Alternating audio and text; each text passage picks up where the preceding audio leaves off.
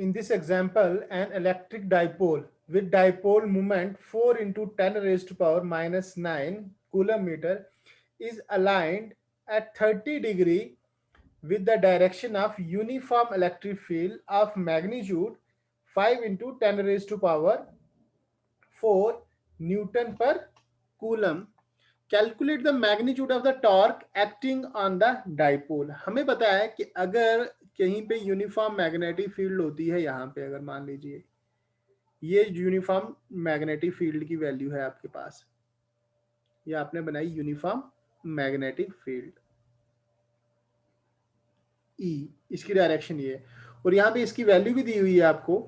ई दिया इसने 5 into 10 raised power 4 Newton पर मीटर, ई की वैल्यू दी हुई है. और यहाँ पे बोल रहा है डाइपोल मूवमेंट. डाइपोल को मैंने आपको लास्ट एग्जांपल में बताया है कि जो डाइपोल होता है उसकी कैरेक्टरिस्टिक्स प्रॉपर्टी होती है डाइपोल मूवमेंट. तो डाइपोल मूवमेंट लेके ही हम चीजें पढ़ते हैं. तो यहाँ पे एक डाइपोल रखा है, अगर आपको इस तरह से रखोगे dipole along the direction of electric field, तो उस पर नेट फोर्स जीरो होगी. नेट फोर्स कितनी होगी? जीरो होगी, और वो मूव नहीं कर सकता. मगर यहाँ पे इसने बोला है कि जो डाइपोल रखा है वो इस तरह से रखा हुआ है, ये डाइपोल रखा हुआ है जो इलेक्ट्रिक फील्ड के साथ कितना एंगल बना रहा है? Theta equal to 30 degree angle बना रहा है इलेक्ट्रिक फील्ड पे. ये पॉजिटिव होगा इसका और ये नेगेटिव होगा, और डाइपोल मूवमेंट की डायरेक्शन होती है नेगेटिव से पॉजिटिव की तरफ. तो यहाँ पे जो टॉर्क का जो हमारे पास फार्मूला होता है, जैसे हमें पता है as we know that torque on a dipole, torque on a dipole in a uniform electric field किसके बराबर होता है? Tau vector equal to P cross E. P यहाँ पे आपके पास डाइपोल मोमेंट है और ई क्या है आपके पास? Electric field.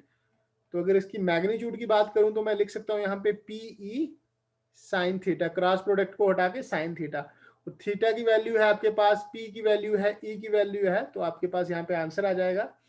पी की वैल्यू दी है इसने 4 into 10 raise to power minus 9, E की वैल्यू है 5 इंटू 10 रेज टू पावर 4, और साइन 30 होता है हमारे पास 1/2.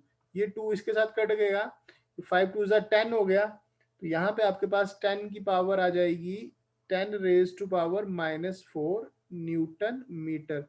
ये आपके पास आंसर आ गया. तो डाइपोल जब किसी एंगल पे रखोगे तभी उस पर टॉर्क लगेगा, तभी उस पर क्या लगेगा? टॉर्क एक्सपीरियंस करता है.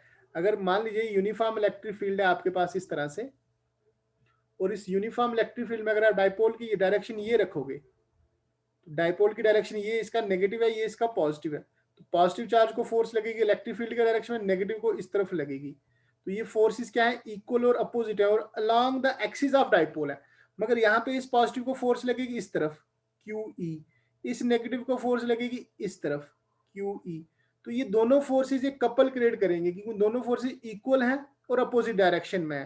तो यहाँ पे कपल क्रिएट करेंगे तो इसको टॉर्क को ये घुमा देंगे. तो घुमाने वाली फोर्स को ही हम टॉर्क बोलते हैं. वो टॉर्क का ये हमारे पास फार्मूला होता है, torque tau equal to P cross E के बराबर.